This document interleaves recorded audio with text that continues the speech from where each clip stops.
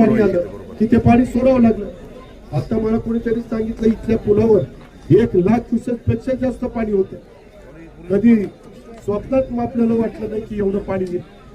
धरणातलं पाणी आणि आपलं फ्री कॅचमेंट एरियातलं पाणी हे सगळंच पाणी उतारावर तिकडे आलं आणि म्हणून हे सगळं संकट उभं राहिलेलं आहे. परंतु तुम्ही धीर घालू नका. आम्ही सगळेजण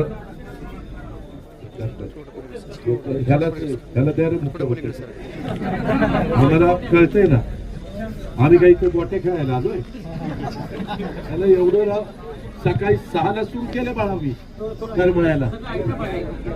म्हणजे जे काम करत ना त्याचीच मारा.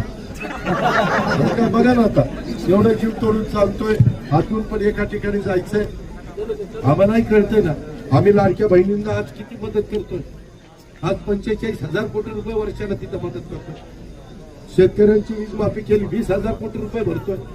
इथं साधू वाल्ला माझा कार्यकर्ता यांनी मला रात्री फोन केला की दादा असं इथं